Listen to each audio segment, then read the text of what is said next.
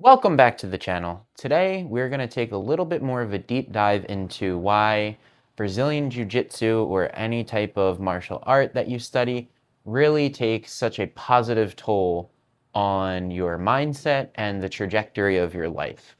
But first, if you haven't subscribed to the channel yet and you find some of the content in this video relatable or inspiring, please consider subscribing.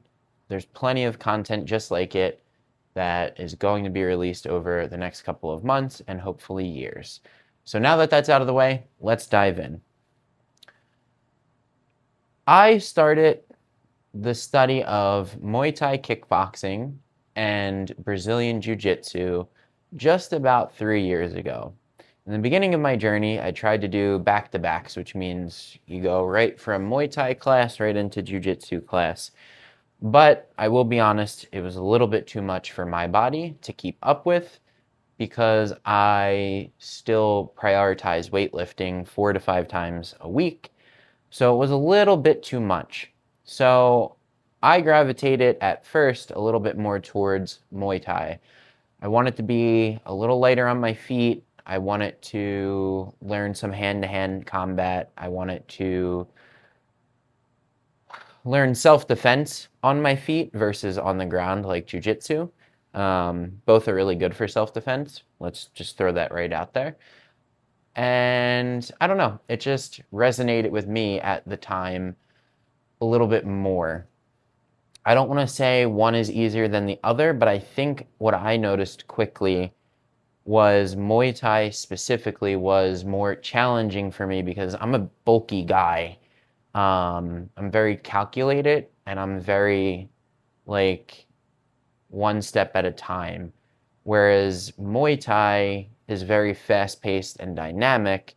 And if you're sparring, you need to be able to change things up very quickly or you're going to get pieced up or, beat up by your partner.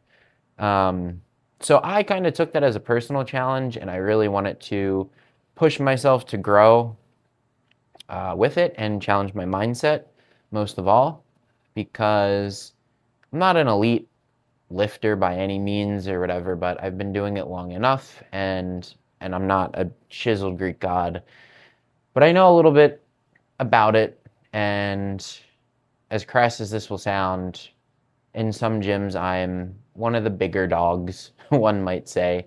Cringe, I know. And in Muay Thai, I quickly became bottom dog. I was humbled quickly. I was the new guy, and I was getting my ass kicked, for lack of a better term. But I kept coming back. It takes a special type of mindset, I mentioned this in my last video, to consistently put yourself in situations like Muay Thai or Jiu-Jitsu to just constantly get your ass kicked and humbled over and over and over again, and to do it voluntarily. It's not easy. There's a lot of classes that I leave still where I'm like, what am I doing with my time? This is stupid, but it's not. It's teaching me resilience. It's teaching me discipline. It's teaching me dedication. By no means am I motivated. I'm just going to be honest. I love it, but 8 out of 10 times I'd rather be sitting down on my couch resting and recovering from my weightlifting session, either the day before or 12 hours earlier that day. But I push myself to go because it teaches me that I can put myself voluntarily in a hard situation, figure it out most of the time, and still get something positive out of it, which is a big lesson in life because life will constantly throw hard situations directly at your head like a speedball, and you better figure it out or you're going to sink, basically. I think over the last 3 years that I have been studying either Muay Thai or Jiu-Jitsu, it has helped me, figure stuff out like that. And if I'm looking away from the camera, it's because I'm trying to put my thoughts together appropriately. I'm speaking from the heart with this one. I don't have any notes in front of me. I just wanted to let it flow.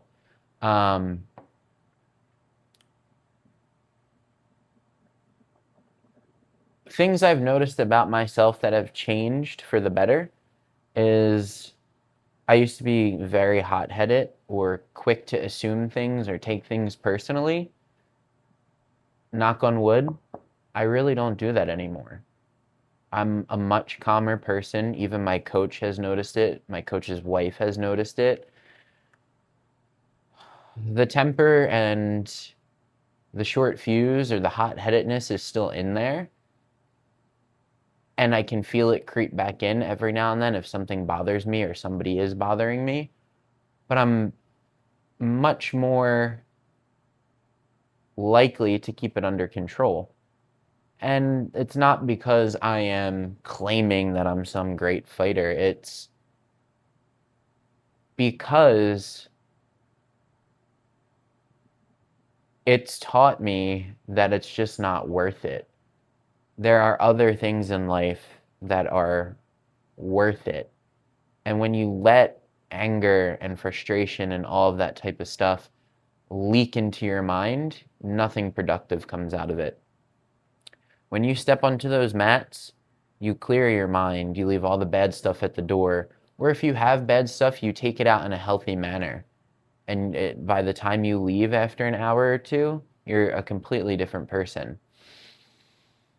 It proves to you that whatever was bothering you before you started really isn't that big of a deal. So if people are getting under your skin or trying to take advantage of you, okay, let them. Let them try. You know what you're worth. You know your path. You know yourself. That's not going to you're not going to let that bring you down. You're just going to keep on your path, and whatever that other person's trying to do or what's going on, whatever. And you just keep moving right along towards your positivity and your goals.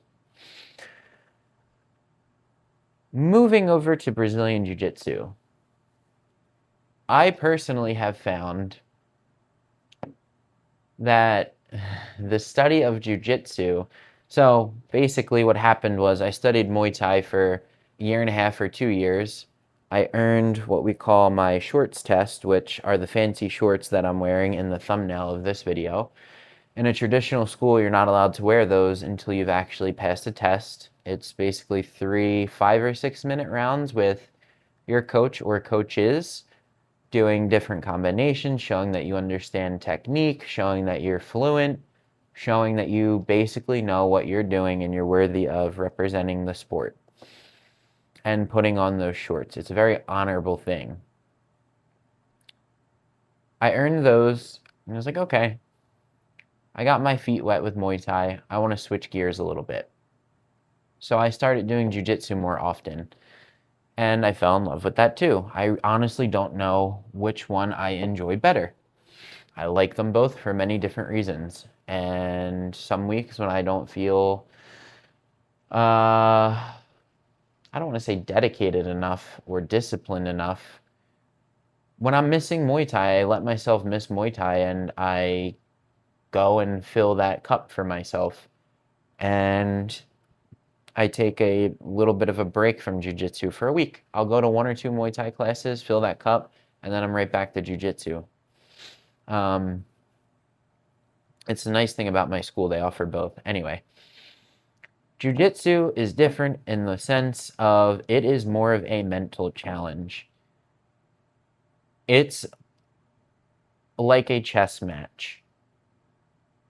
You can get locked up with somebody when you're grappling, and the slightest wrong move will allow you to fall into their trap, and they can submit you or take your back or whatever.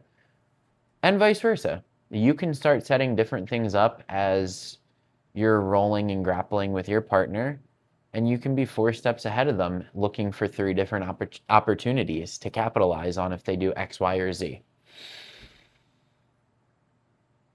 What is mentally challenging in jiu-jitsu is accepting the fact that you genuinely have to put your ego aside and basically not worry about it.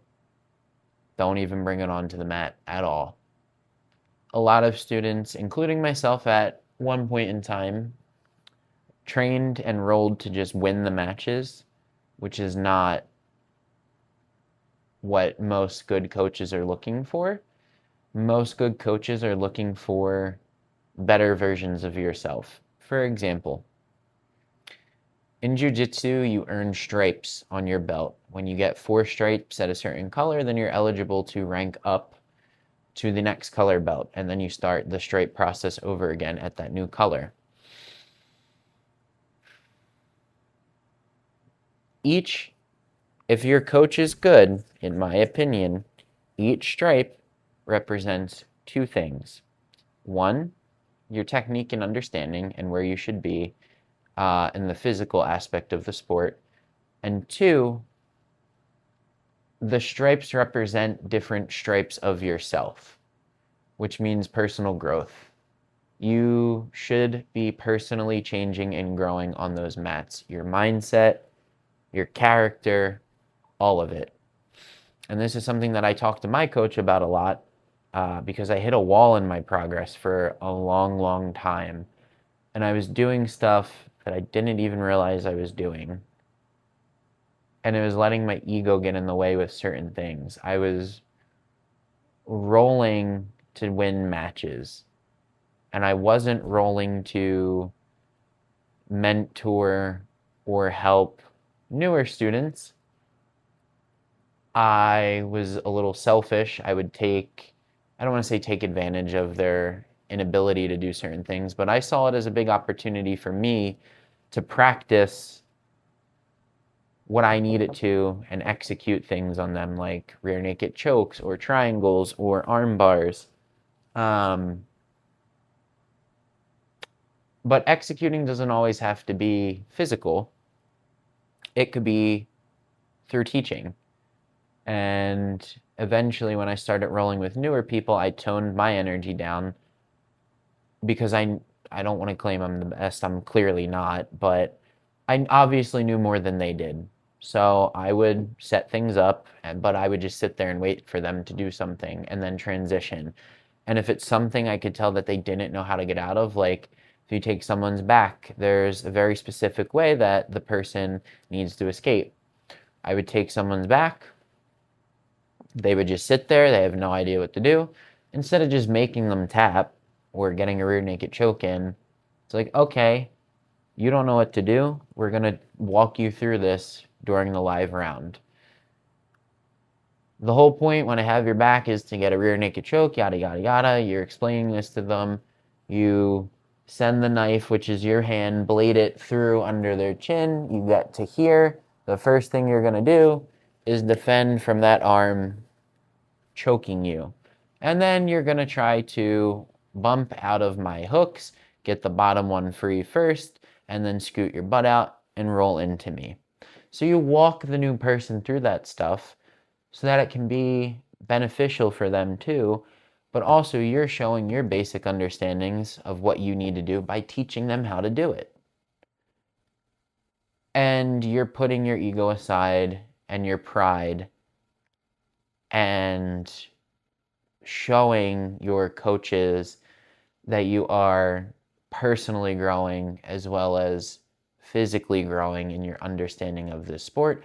And then, personally growing in the sense of you're becoming better versions of yourself. And a 3-stripe purple belt is a 3-stripe purple belt of themselves. A 3-stripe white belt is a 3-stripe white belt of themselves. If that doesn't make sense, or if none of this makes sense, leave a comment below and we'll do another video on it, answering any misunderstandings.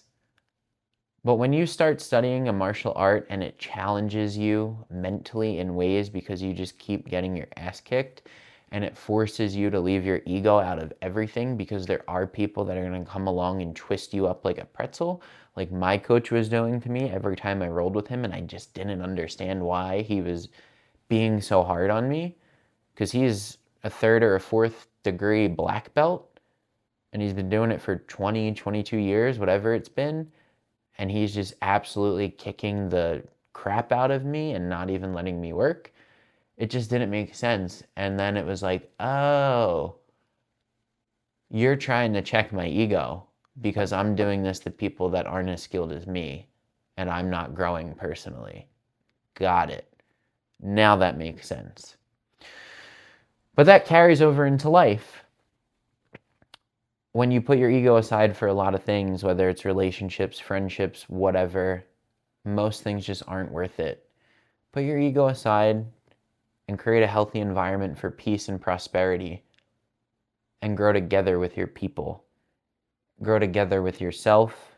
Keep upgrading, keep leveling up, and becoming the better version of yourself day in and day out, 1% at a time. If you've made it this far, I really appreciate you watching the video. This one was a special one for myself. If anything resonated with you, please consider subscribing. I want to keep producing much more of this type of content to help inspire people to make a change for themselves or others that they know. And a like and a comment also helps the video out and goes a long way. And again, like I said, if any of this didn't make sense, leave a comment below and we'll address it. So I appreciate you taking the time out of your day to watch, and I hope you have a good one. Thanks for watching.